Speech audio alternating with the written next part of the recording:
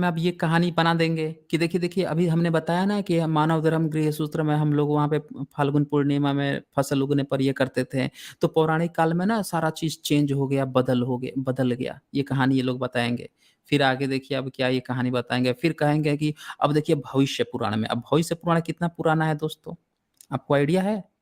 भविष्य पुराण में महारानी विक्टोरिया के राज्याभिषेक का ज़िक्र है। अंग्रेजों की बात चल रही है उसमें भविष्य पुराण में। तो वो सोच लीजिए कब लिखा गया है भविष्य पुराण। तो उसमें उन्होंने एक और कहानी घुसेड़ दी है। अब वहाँ से इन लोगों ने होली का पर्व बना दिया। मतलब इससे भी क्लियरफाई होता है कि जो पौराणिक कहानियों से आपने आपका होली का त्योहार मनाने की बात आ रही है, वो अंग्रेजों के समय में बनाई गई है। अब देखिए क्या कहता है भविष्य पुराण में। युधिष्ठिर कह रहा है, हे कृष्ण, हर गांव और शहर में फाल्गुन की पूर्णिमा के दिन उत्सव क्यों होता है? उस दिन किस देवता की पूजा की जाती है और क्या किया जाता है? तो रिप्लाई सुन लीजिए। कृष्ण कहता है, सतयुग में रघु नामक एक श्रेष्ठ राजा था। एक दिन उसकी प्रजा ने उसके पास जाकर हाहाकार किया और त्राही त्राही कहने लगी। लोगों ने कहा, हमारे घरों में ढूंढा नाम की राक्षसी दिन रात बच्चों को तंग करती है। हमने कई तरीकों से उसे भगाना चाहा, पर वह हमारा पिंड नहीं छोड़ती। प्रजा के ये शब्द सुनकर राजा ने नारद के इस विषय में चर्चा की। नारद ने कहा, हे राजन, आज पूर्णिमा है, अब सर्दी समाप्त हो गई है, प्रातःकाल गर्मी शुरू हो जाएगी। बच्चे लकड़ी की बनी तलवारें लेकर योद्धाओं के समान प्रसन्न होकर चलें। वे सूखी लकड़ियों और उपलों को सहस्त्र एकत्र करें।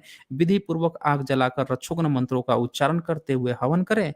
अग्नि की परिक्रमा करते हुए हंसे गाएं, जिसके मुंह से जो आए उसका उच्चारण करें। अपनी अपनी भाषा में स्त्री के गुप्तांगवाची शब्दों को बोले। ध्यान दीजिएगा दोस्तों, बच्चों को सिखा रहा है भविष्य पुराण कि आग जला लो फाल्गुन पूर्णिमा के दिन, और उसके बाद से क्या करो कि एक स्त्री का जो गुप्तांग होते हैं, वैसे शब्द जो है ना खूब बोलो, खूब गाली दो धर-धर के, अपनी-अपनी भाषा में, खूब। इसीलिए तो आज भारत में जितनी भी गालियाँ हैं, उसमें से 90 से 95% गालियाँ स्त्रियों के गुप्तांगों पर बनी हैं।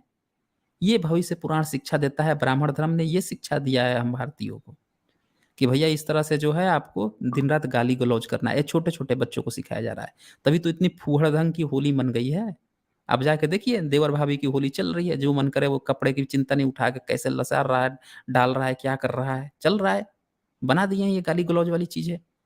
तो ये भविष्य पुराण में अंग्रेजों के समय में लिखकर और लोगों को दे रहे हैं। अच्छा, इसमें आगे ये लिखते हैं कि ऐसा करने पर राक्षसी भाग गई, तब से यह होलिका नामक पर्व चल पड़ा। और ये